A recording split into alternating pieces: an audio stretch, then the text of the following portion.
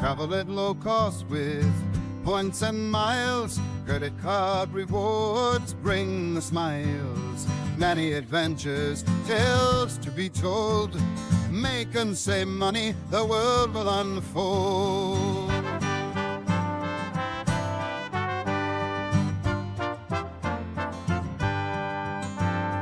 Fight the war on happiness, pick up the gold.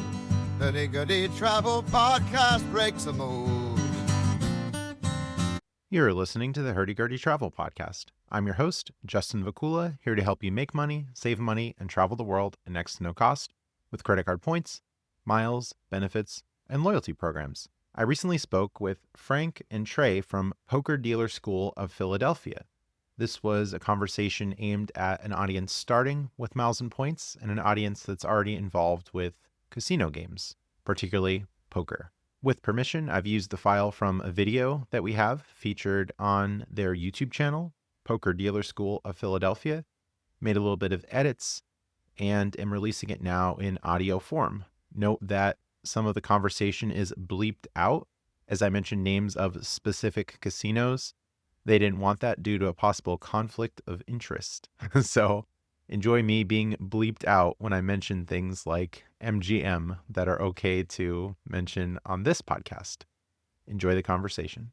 Hello, everybody. Welcome to the Poker Dealer Podcast. Today's guest is Justin Vacula.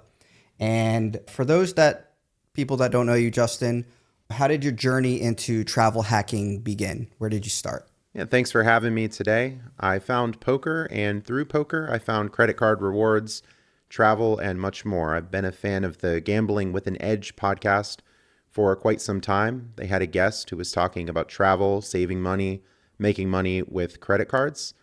So being a Gambling with an Edge fan, knowing the information was good from that show, I pursued the credit card sphere. At the time, there was a deal where you can open a card, get a $500 cash bonus, spending $3,000 in 90 days. You were able to open a checking account, get a bonus for doing that, fund it with a credit card for $2,000.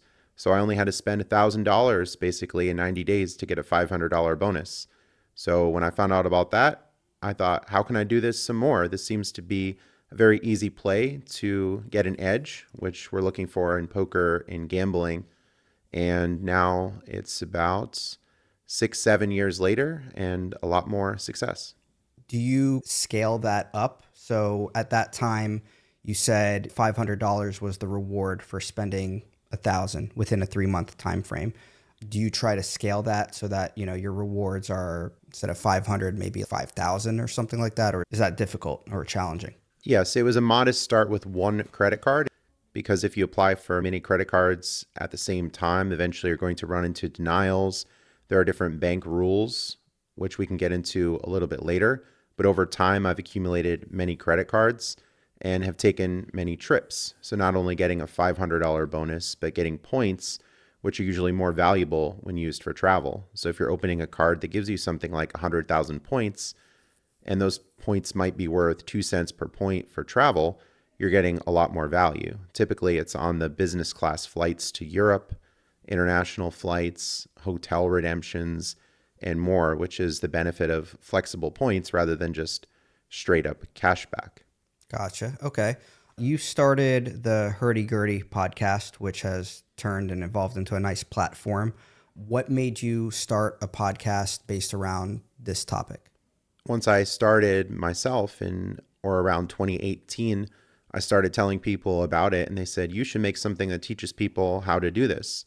So I started the podcast, just instructing people on the basics of miles and points, credit cards, personal finance, and then eventually weaved gambling and some of my own interests into that.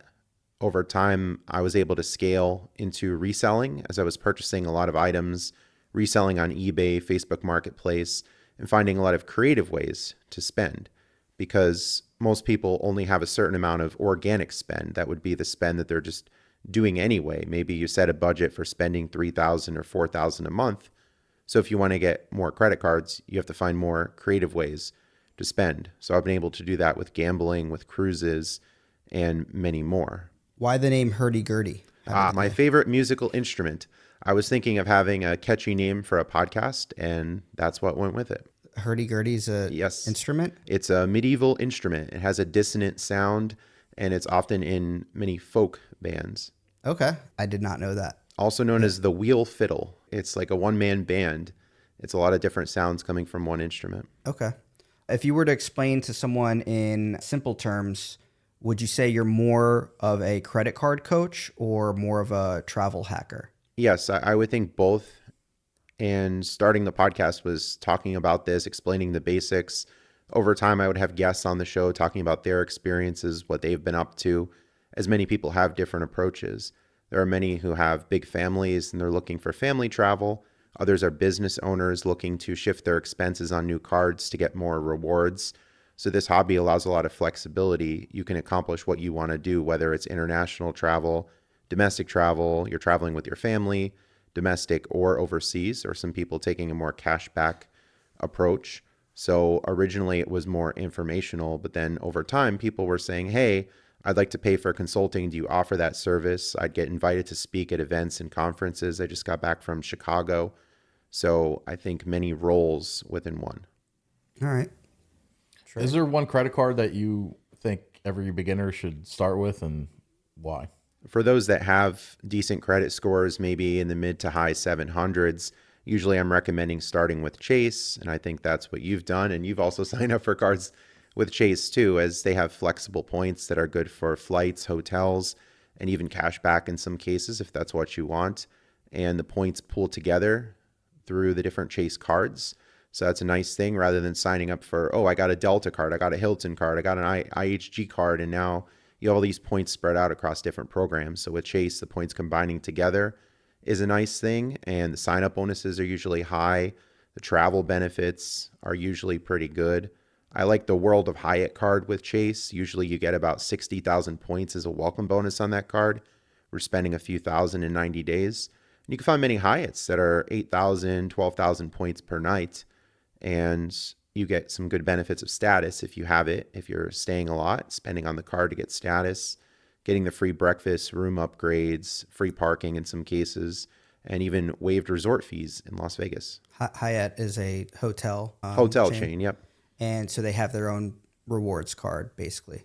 Yes. And you're saying you're combining that with Chase? Yes, you could transfer Chase Ultimate Rewards points or the Chase points to Hyatt. That's one of their transfer partners. So when you're in the Chase points, you could choose how you want to use them. Chase has a travel portal. You can use the points there, but generally you're only getting a fixed value of something like 1.25 cents per point. But with the hotel points, you can go to certain hotels and get really good value. I went to the Albuquerque International Balloon Fiesta a few years ago. I love that name. And they had a Hyatt Place at the time that was only 8,000 points. But because of the Balloon Festival or Fiesta, they were charging something like $300 or $400 a night. So booking early saved me a lot of money. And I was able to see the balloons right outside my hotel window. So that was one of the funner redemptions that I've had. Gotcha. Okay. Yeah, I think one recommendation you had for me when I had my Chase points was for my flight to transfer them to an airline, which was Canada. Oh, Airways. yes, Air Canada. Yes. Air Canada. Thank you. Forget. Yeah. There were some good options there. Looking at the different award charts, and you were able to use Air Canada points to get you to Japan. Exactly. Yeah, and you're right. They give you like a little bit of a bonus. Though one thing that came up for me was the points don't always transfer right away. It's not just a click of a button. It could take up to 7 days. For anyone planning to book a trip this way, just know that you should transfer the points ahead of time before you're ready to actually book the flight, because it could take some time. And Air Canada had to verify how I got my point balance. Ooh. They didn't recognize where my points came from. So even whenever the points transferred through, I booked my flight, the checkout page froze, and it basically said I was booked, but it never went through, and I couldn't. You don't want to hit book again because you don't want it to charge you multiple times. And also, I got nervous because I'm like, I don't want this deal for these points and this exact seat and this flight and everything to disappear tomorrow. So I had to get on the phone with them. It was a nice 45-minute wait. And then finally, their only question to me was, you're a new account holder or new account member? I'm like, yes. where'd you get your points from if you're a new account member? I transferred them from my credit card. I don't understand how your system wouldn't see that, but nonetheless, it makes sense that they need to verify that no one can just scam the system somehow and put in some points that never existed. So anyway, just that was like one lesson that I learned from that. Yeah, it's a good tip. Try to book things early. And the earlier you book, the more availability there would be. So it would be very sad if you were trying to book something. There's only one seat available with points, and then your account was new. You couldn't transfer the points. You had to go through these verifications. I've had some hiccups like that too, especially with these European carriers where I entered my birth date, but it was flipped. Instead of 9/10, it was 10/9. And then they wanted me to send in identification to make sure that it's actually my account, my identity. So usually when there are calls like this, I try to multitask calls. If I have to call a bank, if I have to call a loyalty program, I'll be doing something else at the same time, put it on speakerphone and let them know. But I think that's going to happen in most cases. If you were going to pay for cash with travel, there could be hiccups with the bookings as well. So there's always some kind of trade-off. So we're just trying to minimize that. And definitely the money saving, I think, is the biggest part of that, where you got the Chase Sapphire Reserve at the time, I believe, and the points from that, 80,000 points, were able to get you round trip or pretty close to it to Japan. I think it was just one-way trip. I had to book the flight back separately. There wasn't enough points to cover that. But okay, you got one way. Yeah, still nice. But on that note, how do you personally decide when to use cash to book a trip or to use points? Yes, I'm almost never using cash at this point unless the points rate is really high and the cash rate is low. And one example would be in Las Vegas. They're now a Hyatt partner. And sometimes you could find cash rates of $35, $40 a night and even cheaper than that. Other times the cash rate might be around $200. And when the cash rate's very high, then I would use something like 10,000 points to stay rather than paying $200 in cash. And once you get a lot of credit cards and have a lot of points, then you could probably more loosely spend the points rather than trying to save them for the quote unquote perfect redemption. And when we have a lot of points, we want to use them, and we have the flexibility of doing that. And even with travels, this has also enhanced my experience. If I'm going to a conference, like I was just in Chicago, I get there the night before, so that way I'm there in the morning. I'm not rushing. I'm not dealing with delays.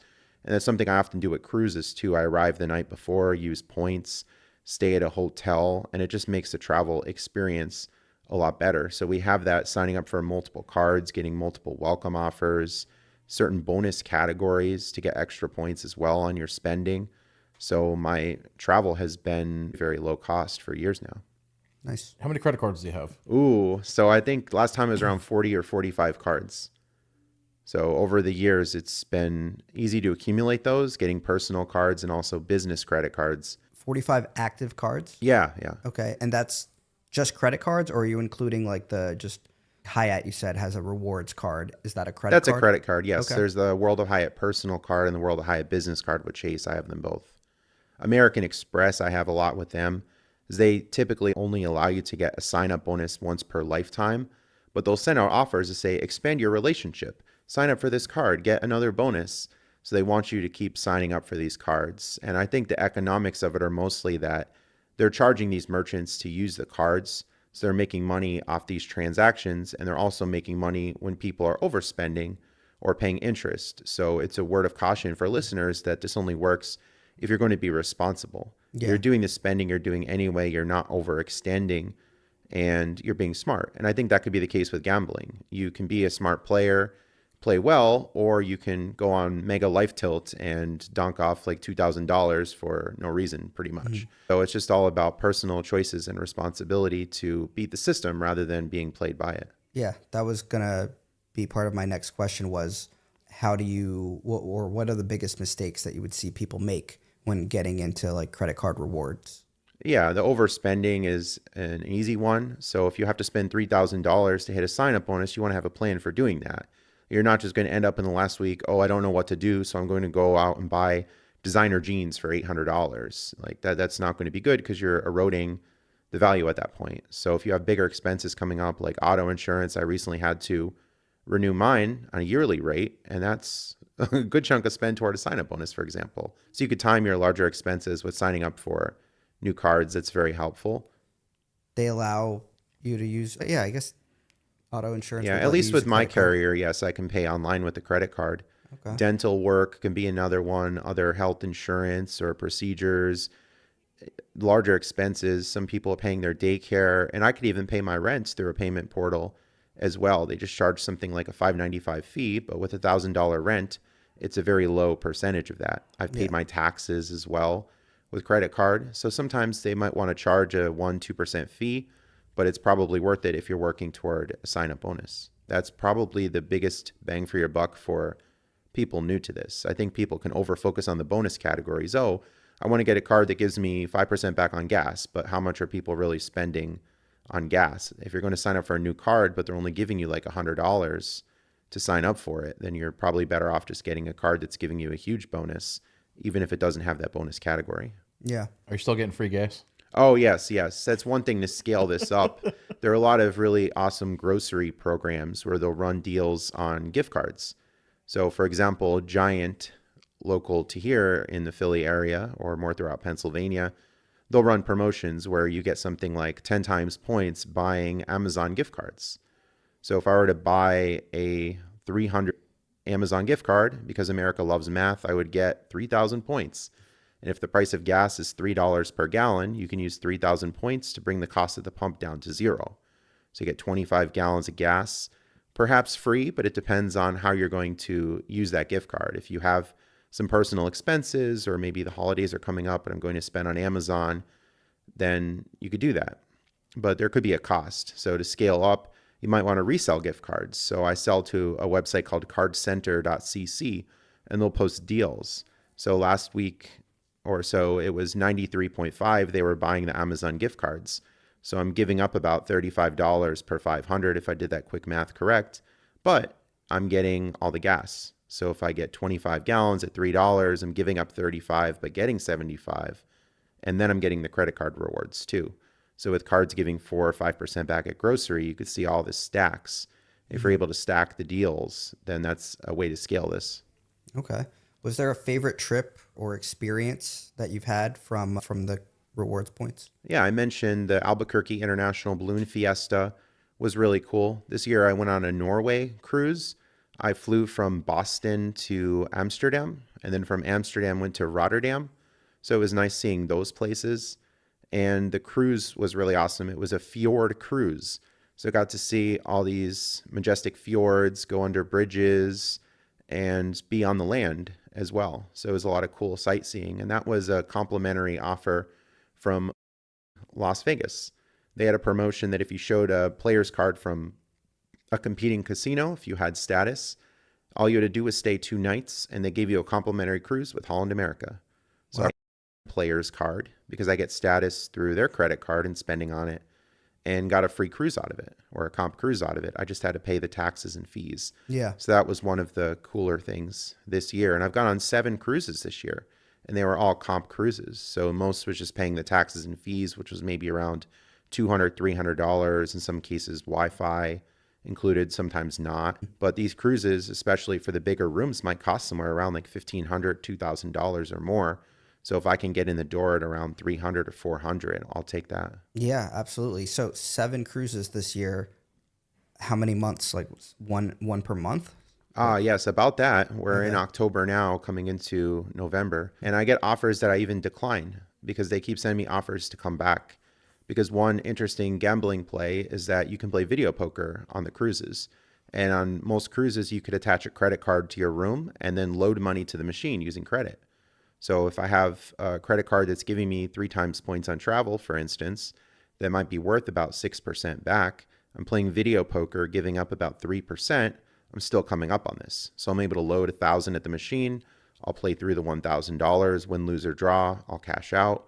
And over the course of a trip, I can play $8,000, $9,000 and generate a lot of points through spending that way, and then get return offers as well. Wow.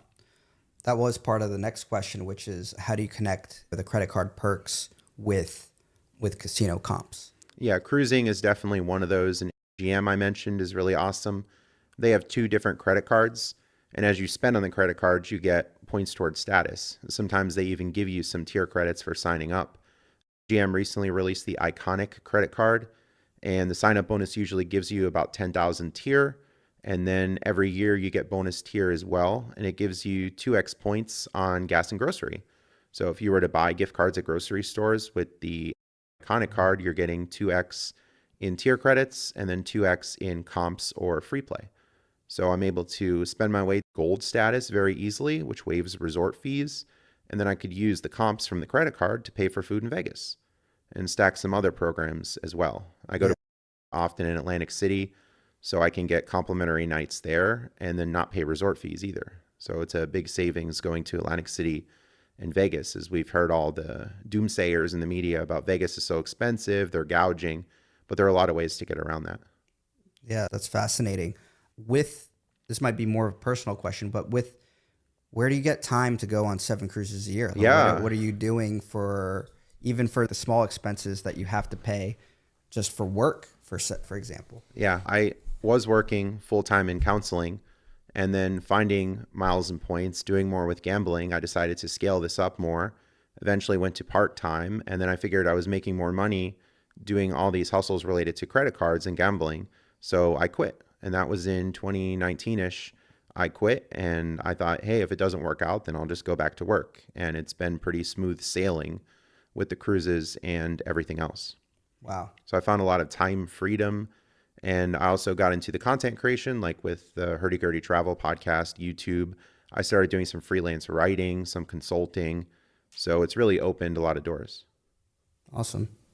Trey, you want to say something? So when you have all those credit cards going, do you have a spreadsheet for them, or like some you don't use as much? So the ones like, do you just remember to buy like a gallon of milk or something? Or Yeah, that's a good question. Organization is definitely part of this. And I think of it similar to a role-playing game that you might start at level 1, and as you level up and get more equipment, it gets a little bit more complicated, but you start small and then build up from there. So with the credit cards, I sign up for a card. I use the app Travel Freely to keep track of when I signed up for the card, and I get notifications of different benefits on cards through different apps like card pointers. And I can use some manual tracking with a spreadsheet, with Google Calendar. But over time, I've mostly committed this to memory, although I do use calendar notifications. And I'm also subscribed to multiple websites that will say, oh, remember to use your quarterly credits, your monthly credits, and so on. Because over time, you get a lot of these things. Like, I got this grocery discount, or I got $10 a month at CVS to use, or I have to use this hotel credit once every 6 months. So I think it's a good problem to have with all the benefits, especially if you're just going to be traveling anyway. Yeah. I'll be traveling to Vegas in December, and I'm going to get multiple credits I have out in Vegas. I got now a $150 StubHub credit, thanks to Chase. A dining credit, I believe, is $150, and $300 off a hotel stay with some benefits too. So I can pack these into one trip and get the benefits out. have you ever been on a cruise and the seas were like super crazy? Oh, yes. I definitely have gotten sick on the cruise, especially on the upper decks. You'd be thrown around. There was one night where the waves were so wavy that the hangers were moving back and forth in the closet. So I had to take the hangers down because it was so loud. But usually for me personally, it's adjusting back to the land. That's the hardest part of it. So after a cruise, usually I'm worn out and I'll just take that next day pretty easy. Or due to having so many hotel points, there have been times where I just go to a hotel after the cruise, take it easy instead of flying back on the same day. Yeah, definitely. As someone who plays poker, what would you say, you mentioned it already, the parallels of in terms of strategy and playing with the way you approach credit card rewards? Yeah, it's trying to understand the system, trying to find edges, having patience, having discipline, and just taking calculated risks. There could be a day where the banks say, hey, we don't like the activity, we don't like that you're spending so much on cruises, and they decide to change terms. So that's always part of it. And they're changing terms in casinos too, as the rake might change, promotions might change, players come and go. So I've definitely adjusted from casino to casino over time. And with credit cards, sometimes it'd be a great year for Chase, it'd be a great year for American Express, and so on. So you just have to understand what you're getting into beforehand. And with poker, I recommend that people want to learn. They're going to practice. They're going to learn off the table first and put in time to learn the game and know what you're doing rather than just going into something you don't understand. So with the credit cards, definitely starting small, having the fundamentals is very important. If you're going to sit at a poker table and try to play every hand, it's not going to turn out well for you. And if you're going to go into credit cards and you're spending too much, you don't have a plan, you don't have a reasonable budget or something, then it's going to backfire and it's going to be very bad. So it's just important to, again, have that personal responsibility and discipline. Yeah. You mentioned travel freely. What were some of the websites you said that you used, if you're allowed to mention them? Yeah, Travel Freely is very good for organization. Is that travelfreely.com? It's an app. They have a website as well. I've used the app mostly. And Card Pointers is another interesting one where you can add cards to there and it will tell you, oh, look, you can use this card at restaurants. It gives you the best multiplier, or you have this benefit on this card. And I've seen certain things with American Express where they would give you $50 back on a purchase at Lowe's of $250 or more. So if you're going to Lowe's, perhaps buying gift cards, you're actually buying like real product, quote unquote, real product. You could use the app and search Lowe's and it will say which card to use at Lowe's. So seeing an offer like that is very good. So it's a huge disadvantage of using debit cards and cash because you're almost getting nothing back in rewards. But with credit cards, you're getting all these travel benefits we've talked about, statuses, merchant offers, and much more. So there are a lot of things you can stack to have a big edge. Yeah. One more time, it was Travel Freely. That's an app. Yes. And the other one, Credit Pointers? Card Pointers. Card Pointers. Yep. And that's an app also as well. an app, yeah. Okay. And they have a website too, but the apps I think are pretty good. Okay. Are those your two main ones? Or are there any others you want to? Yeah, those are the apps I use, and websites I follow. Doctorofcredit.com is a good one that shows a lot of news. What are the best credit card sign-up bonuses right now? They also talk about many other things like checking account bonuses. I mentioned earlier, frequentmiler.com is also very good, and some good Facebook groups out there too, because there's a big community behind this. So you have Award Travel 101. 101 is very good. And then I'm part of the Travel Zork Facebook group as well. They talk about miles, points, and gambling. So we're going to be meeting in December as well for a conference in Las Vegas. Zorkfest.com. Very cool. All right, let's take a quick little break and we'll be right back. The Poker Dealer Podcast is brought to you by the Poker Dealer School of Philadelphia. At Poker Dealer School of Philadelphia, we help you discover a path to financial freedom and stability. Do you feel overworked and underpaid? Stuck in a dead-end job?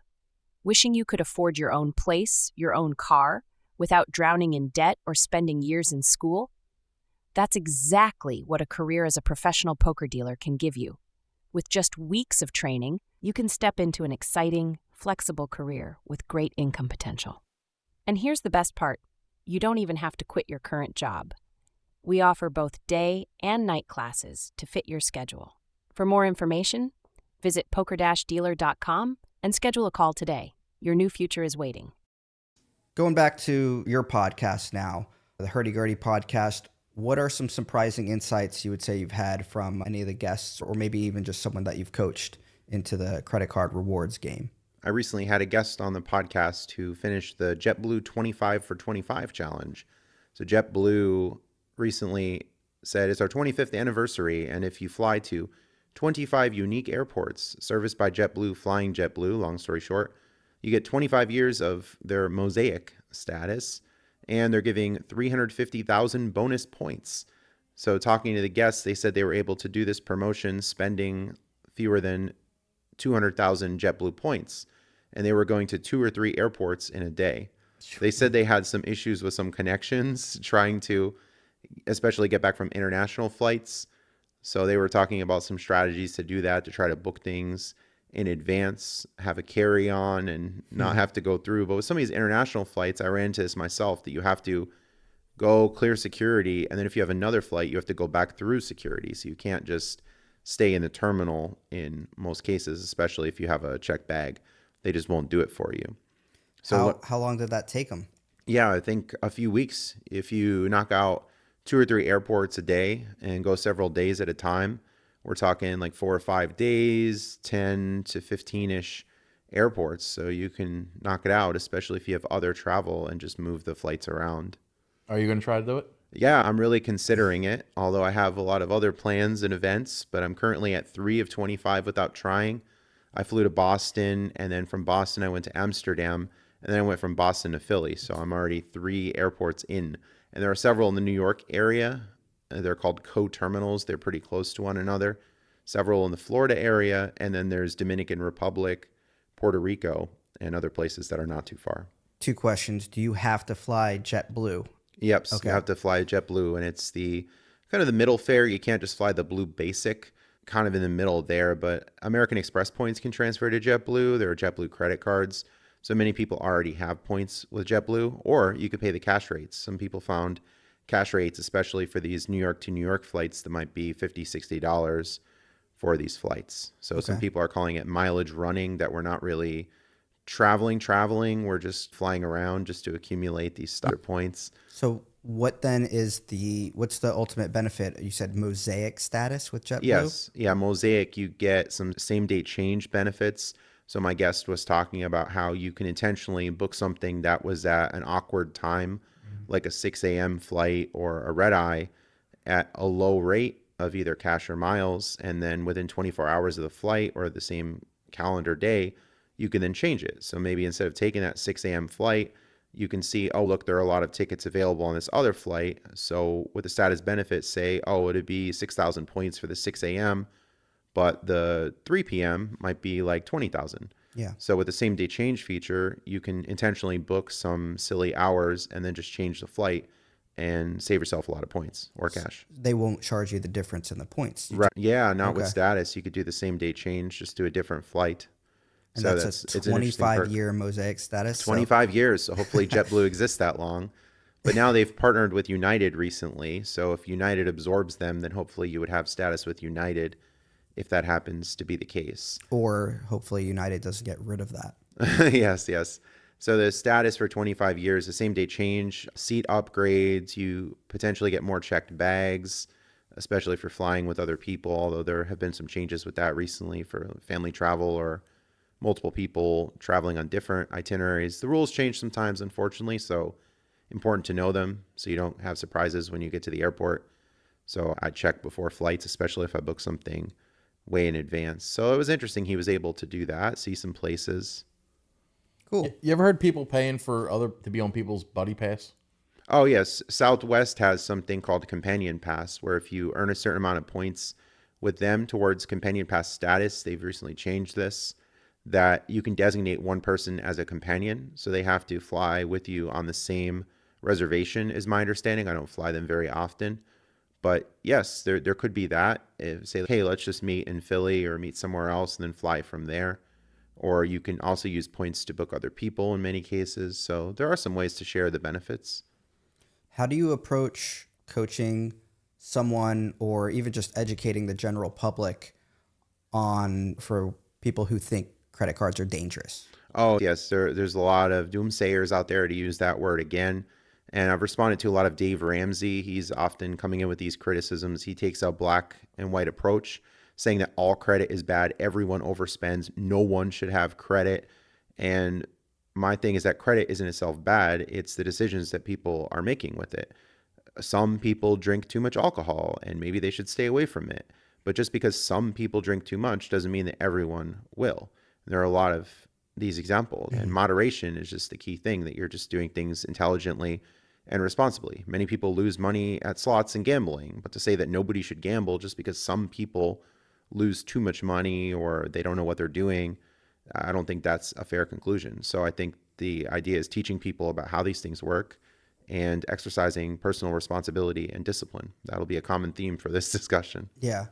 Do you have a long-term plan for yourself as a points or credit cards rewards coach or credit coach? Or what is the long-term Oh, plan yes. for you? Yeah, I have all the free content in the podcast and YouTube. So some people are reaching out and saying, hey, I'd like to pay you for consulting. Can you do some coaching? And I set up a page on subscribestar.com, similar to Patreon, where I have hourly coaching that I offer to people. So they can come with their questions. The conversation's generally open. So I think this would save people a lot of time if they're willing to pay, support the content, and get a lot in return for that, because you can't figure out everything on your own probably. And I still learn a lot through other people and going to events, having different guests on the show, a lot of different approaches that people are taking. And just coming back from Chicago, there are people in California who are doing things a lot differently than I'm doing in Pennsylvania, because they have different local opportunities. And there were many Canadians at the conference too.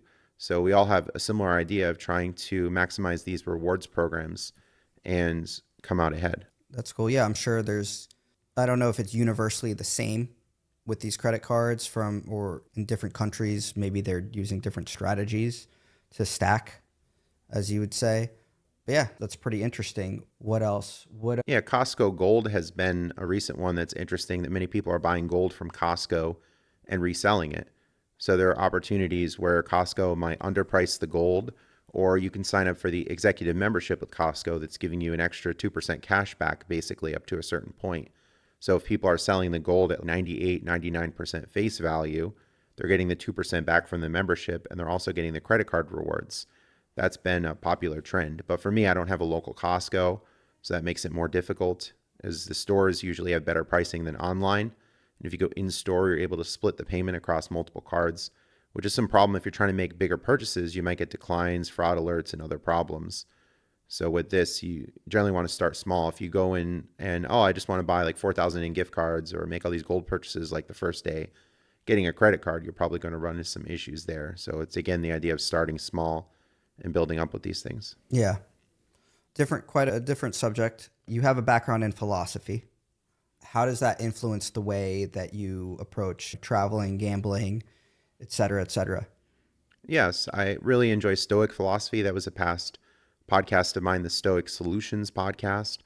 And it's talking about taking a detached approach to life, that you're not so much focused on the results, but you're focused on the process. And this is something common in poker, that people make the right decisions, but they lose a pot and people get upset about that. Oh, I shouldn't have done this. I shouldn't have done that. But it's more about the process rather than the results. And Stoicism talks a lot about that you want to understand what's in your control and what's outside of your control. So that's very helpful in gambling, to have a strong mental framework for this. And in the credit card game, you're understanding that, okay, this is the system. These are the rules that are put out. So how can I use these rules to my advantage, and trying to get the maximum rather than lament the system and say, oh, the banks are greedy, I'm not going to have any cards, or some reward system. Oh, look, I booked this room and I showed up and the room wasn't ready and I'm so angry. You just have to understand that a lot can be outside of your control with travel, with credit cards, with pretty much everything in life. So just try to focus on what's inside your control and to be most content with that. Have you ever tried that exercise where you try to live on like the bare minimum? Oh, yes. It is interesting, because the hobby has considerably taken down costs on groceries, gas, even my phone bill. I recently got a Verizon credit card, and you could spend on that and earn rewards to offset your phone bill and internet. So a lot of my day-to-day costs have significantly gone down, and a lot of grocery rewards. There was a time where Giant was selling gambling gift cards, giving 5% back in rewards. So I had so many rewards at one point that I was eating sushi and salads and Chinese food like pretty much every day. So I wasn't having to spend much money eating out, and that was a really interesting time. And it's another play that I've been very much into recently, buying these prepaid cards, gaming gift cards, that I'm buying these cards, but I'm getting the credit card rewards, sometimes groceries or fuel points, and then I'm playing it through blackjack. So if I could play the money one time through, but on the acquisition side, I'm getting like 4 or 5% back, then that's a very significant edge. Question. Do you ever think that with all this information and sharing it, that these companies, if enough people start taking advantage, they're going to change the rules? Yeah, there have been some devaluations over time, or some rule changes. So some opportunities have gone away. It used to be very popular to buy money orders at Walmart, that in the past you would be able to go to certain places and buy prepaid cards. And you could buy a $1,000 prepaid card in the past for something like a $4.88 activation fee. And you can get a money order for $999. You pay about $1 fee. So this was a common play. But over time, Walmart got a lot stricter, that you would have to give a driver's license, phone number, and there would be some kind of like monthly limit on it, or the system would just reject it. So some plays, let's say, go down over time. But while they're still in play, then we just have to capitalize. So What's your phrase for that? the war on happiness, yes. I love that. Yes, so money orders are largely gone from my playbook at the moment, and I've shifted into blackjack. And there might be a day where I shift back into product reselling or something new comes up. So we just have to keep adjusting. I know the answer to this, but one card you would never cancel. Wait, Not just one card you would never cancel, but also maybe one card that you would never sign up for. Ooh. I like that better because I don't know the answer to that. but I know what he's going to say. He's going to say he never cancels any of his cards. Oh, there are some cards I have canceled because there are many that have a high annual fee. And in the first year, you're getting a big sign-up bonus that offsets the annual fee. But recently, especially with the American Express Platinum cards, they've increased the annual fee on the card, and there are several benefits that are supposed to offset it. But at that point, you have to evaluate and see how much are these benefits really worth. Like they added credits for Saks off Fifth Avenue, Lululemon. There are some hotel credits. And I was looking recently using these hotel credits with American Express. And some of the properties would be like $500, $600 a night. And if I'm only getting $300 off, then that's not such a great deal in my book.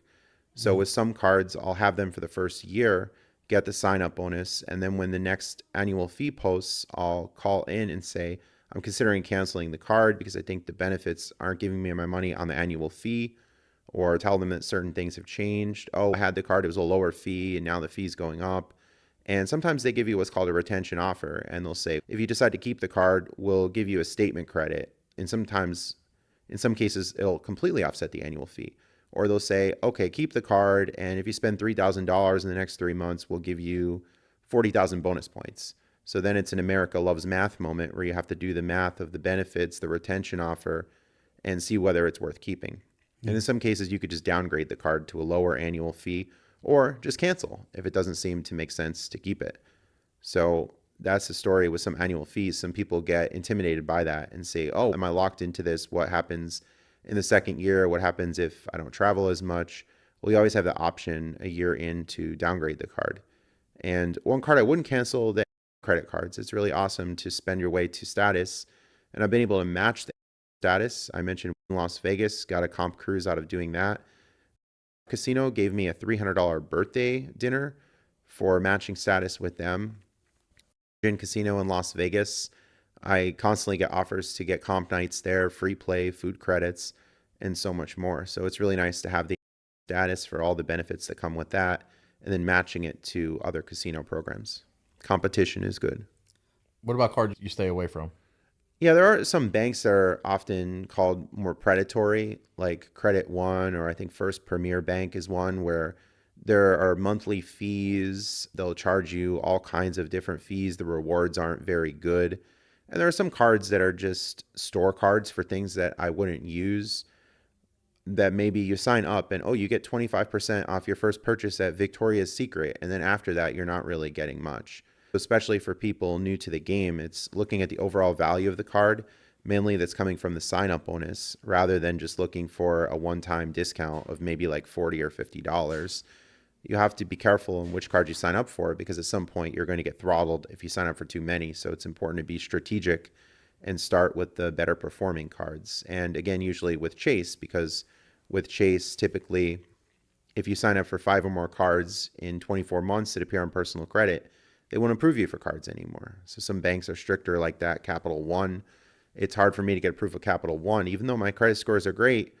Oh, you have too many opened accounts. They just don't want me.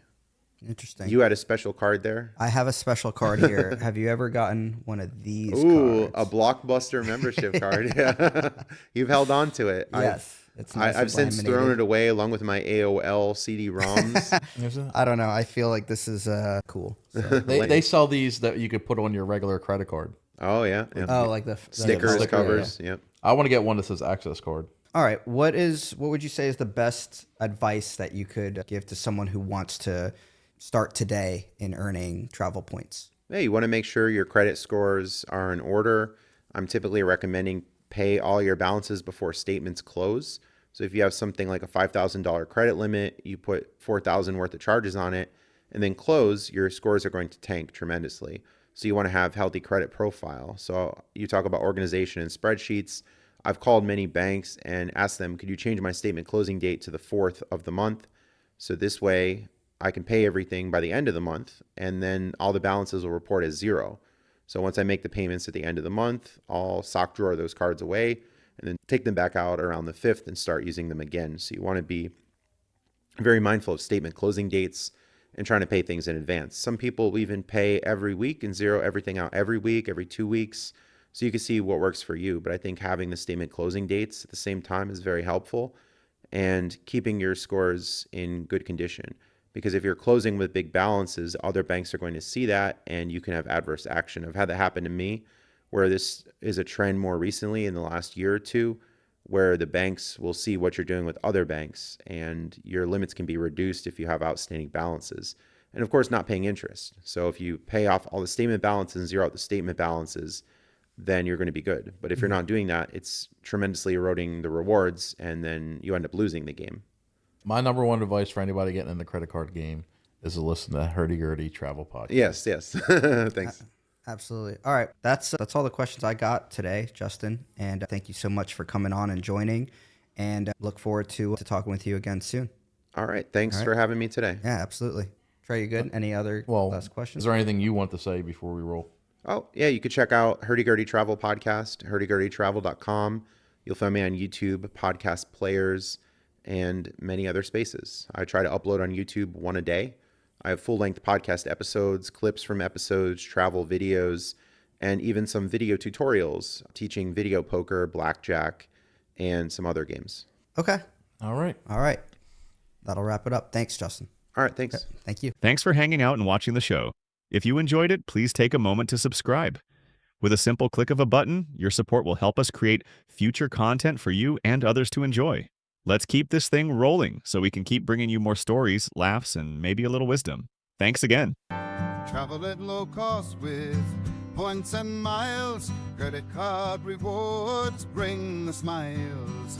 Many adventures, tales to be told. Make and save money, the world will unfold.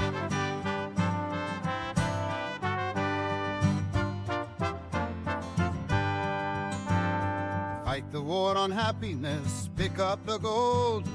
Hurdy Gurdy Travel Podcast breaks the mold.